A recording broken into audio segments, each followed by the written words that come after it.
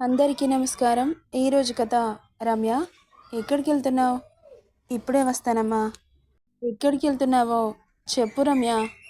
ఇంట్లో బియ్యం అయిపోయాయమ్మా, తీసుకురావడానికి వెళ్తున్నాను. నీ దగ్గర డబ్బులు ఎక్కడివి?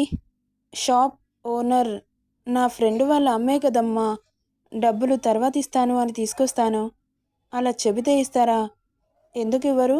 తప్పకుండా ఇస్తారు. ఆ డబ్బుని తర్వాత ఎలా తెచ్చిస్తావు? నేను ఎలాగో తెచ్చిస్తాను గాని నువ్వేం టెన్షన్ పడకమ్మా. నువ్వు పడుకో, నేను ఇప్పుడే వస్తాను అంటూ అక్క నుండి వెళ్ళిపోయింది రమ్య.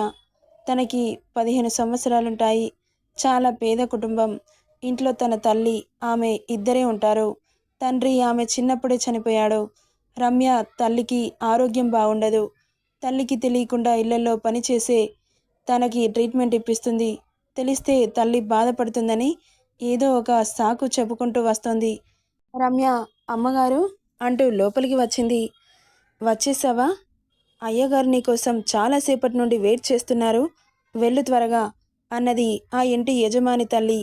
సరే పెద్దమ్మగారు అని భయపడుతూ యజమాని రూమ్కి వెళ్ళింది రమ్య.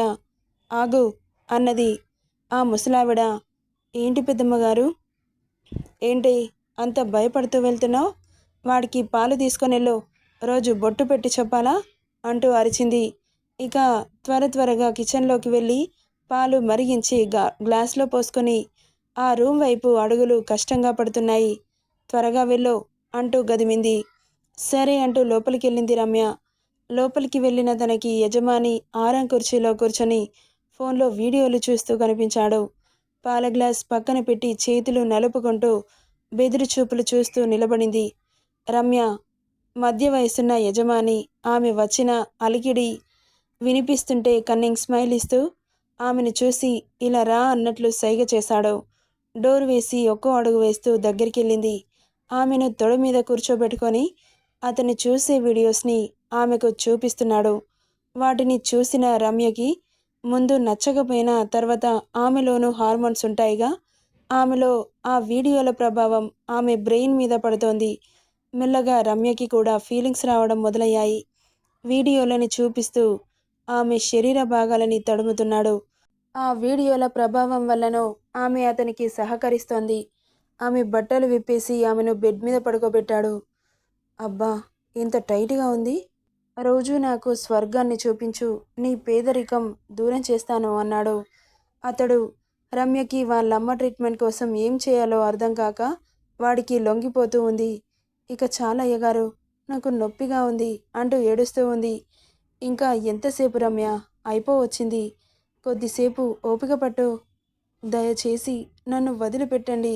ఇలా ఏడిస్తే నీకు డబ్బులు ఇవ్వను. మరి సైలెంట్గా ఉంటేనే నీకు కావాల్సినన్ని డబ్బులు నీ చేతిలో ఉంటాయి అన్నాడు. వాడి మాటలకి అమ్మ ట్రీట్మెంట్ ముఖ్యం, తనకి ఏమైపోయినా పర్వాలేదు అని వాడిచ్చే బాధని పంటి బిగువన పట్టి భరిస్తోంది రమ్య. అలా 2 గంటలుగా సాగిన వాడి రాక్షస దాడికి ఒంట్లో నీరసం ఆవహిస్తుంటే కళ్ళు మూస్తూ తెరుస్తూ బయటకు వచ్చింది.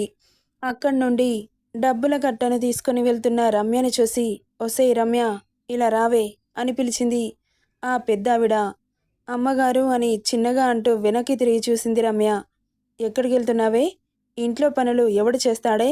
నీ బాబా? డబ్బుల కట్టను తీసుకొని తిప్పుకుంటూ వెళ్తున్నావు అంటూ అరుస్తుంటే, వస్తున్నానమ్మగారు అంటూ ఒక్కో అడుగు వేసుకుంటూ దగ్గరికెళ్ళింది. ఏంటే పిల్లిలా ఆ నడికేంటి? త్వరగా నడు. నాకు తలనొప్పిగా ఉంది, కాఫీ తీసుకురా. మధ్యాహ్నానికి భోజనం కూడా చేసి వెళ్ళు. వంట మనిషి వంటలు సరిగ్గా చేయట్లేదు అని చెప్పగానే నీరసంగా ఉన్న తలూపి కిచెన్లోకి వెళ్ళి ఆమెకు ఒంట్లో శక్తి లేకపోయినా కష్టంగా కాఫీ పెట్టి ఆమెకిస్తుంది. ఏమైందే అలా డల్గా ఉన్నావు?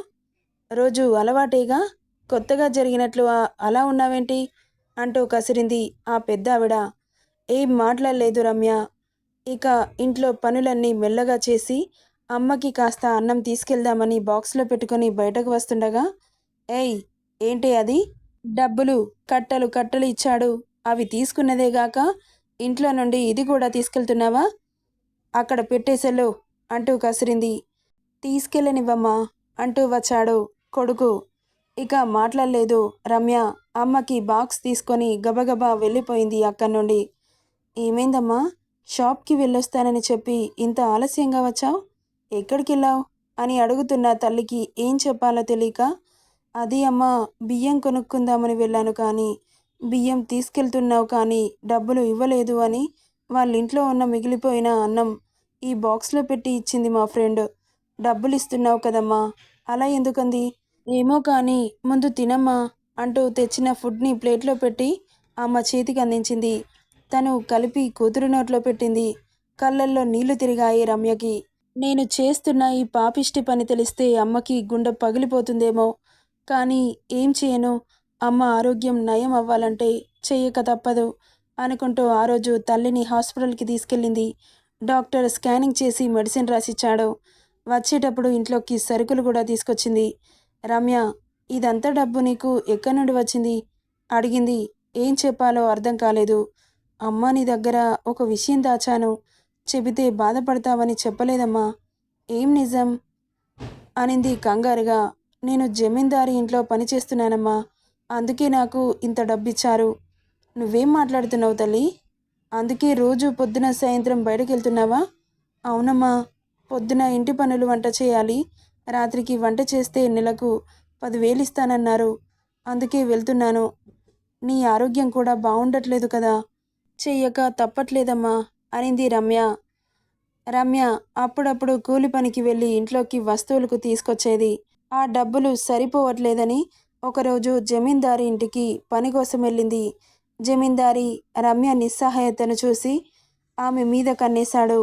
ఇక ఇంట్లో పని ఇస్తాను అన్న వంకతో ఆ ఇంట్లో ఎవరూ లేని సమయం చూసి వాడు చూస్తున్న వీడియోలని రమ్యకి చూపిస్తూ లొంగదీసేసుకున్నాడు. ఈ విషయం తల్లికి ఎన్నోసార్లు చెప్పాలనుకుంది కానీ ఆమె గుండె పగిలి చచ్చిపోతుందని ఇన్నాళ్ళుగా చెప్పకుండా దాచిపెట్టింది. ఇక ముందు కూడా తెలిస్తే తన పరిస్థితి ఏంటని భయపడుతోంది రమ్య.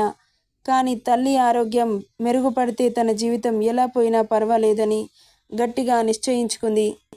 ఇంట్లో పనులు చేస్తే 10,000 ఇస్తారా ఎవరైనా? అనింది రమ్య తల్లి. ఆ మాటకి రమ్య తడబడుతూ, అది అమ్మా, వాళ్ళు పెద్దింటి వాళ్ళు కదా! వాళ్ళ అవసరాలు తీరిస్తే డబ్బులు ఎంతైనా ఇస్తారమ్మా అనంది డబల్ మీనింగ్లో. కానీ తల్లికి తెలీదుగా పని గురించి అనుకుంటోంది. ఇక అలా రోజులు సాగిపోతున్నాయి. రమ్య వాళ్ళ అమ్మ ఆరోగ్యం మెరుగుపడింది.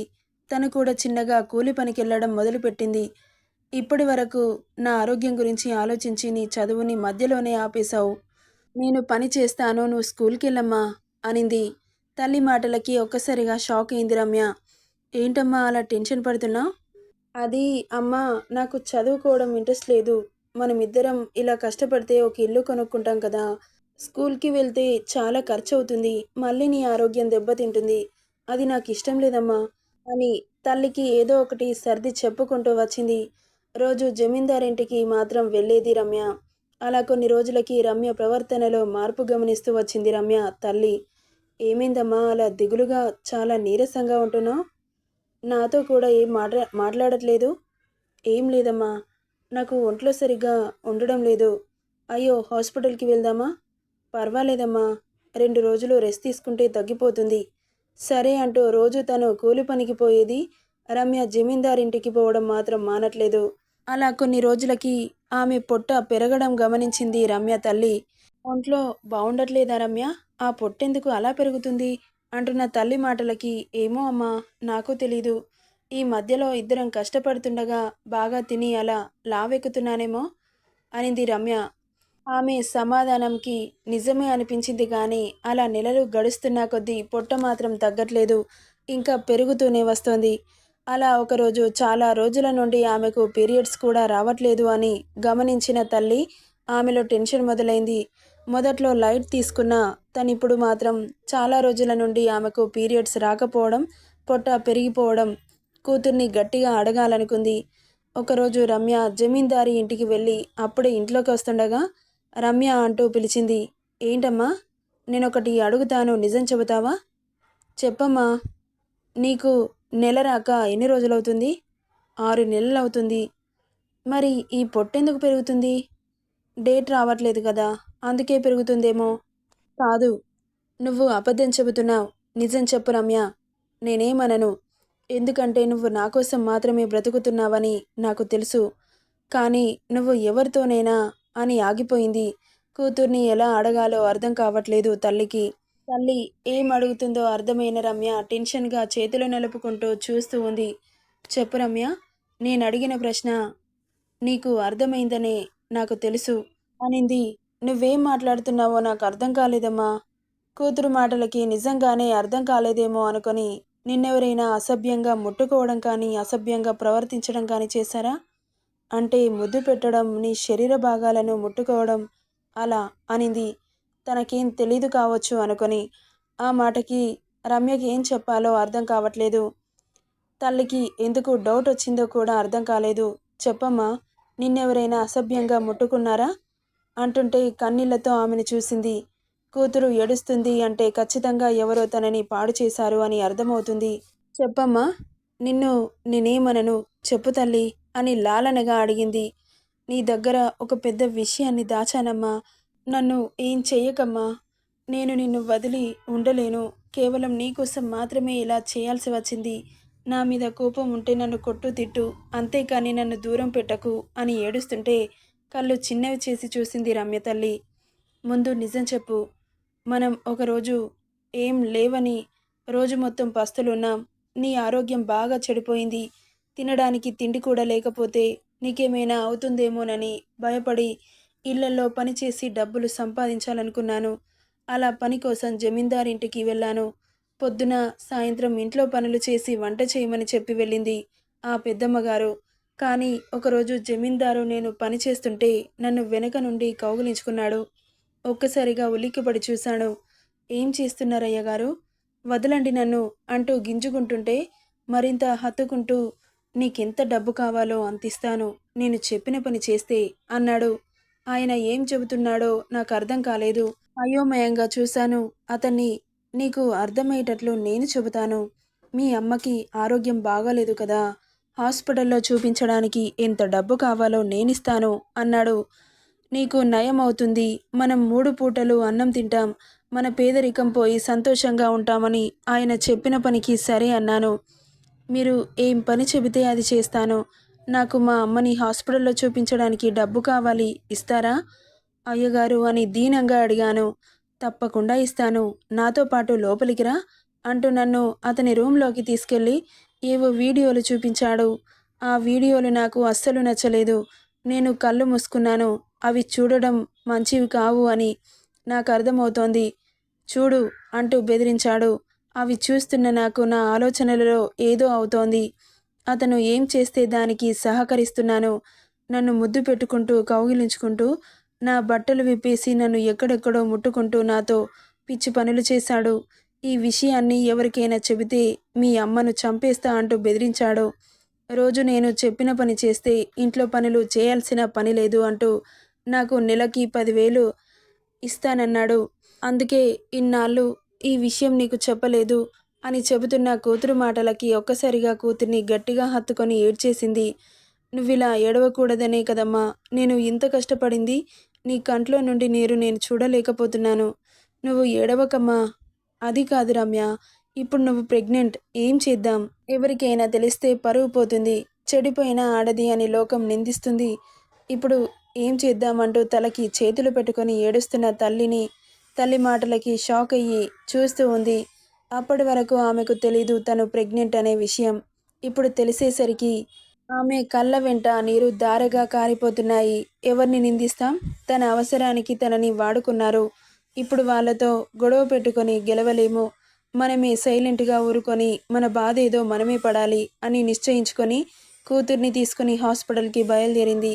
డాక్టర్తో మాట్లాడి ప్రెగ్నెంట్ తీయించాలనుకుంది. కానీ చాలామంది పిల్లలు లేక బాధపడుతున్నారు. ఇప్పుడు తనకి 6 నెలలు. ఇప్పుడు తన ప్రెగ్నెంట్ తీసేస్తే తన ప్రాణానికే ప్రమాదం కాబట్టి పిల్లలు లేని వాళ్ళకి ఇచ్చేయండి అంటూ సజెస్ట్ చేసింది. పిల్లలు లేని భార్యాభర్తలతో మాట్లాడి రమ్య కడుపులో పెరుగుతున్న బిడ్డని వాళ్ళకివ్వడానికి ఒప్పుకున్నారు.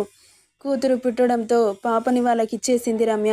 తనకి బిడ్డను ఇచ్చినందుకు డబ్బులు ఇస్తుండగా వద్దు అంటూ కన్నీళ్లు పెట్టుకొని అక్కడి నుండి వెళ్ళిపోయారు తల్లి కూతుర్లు.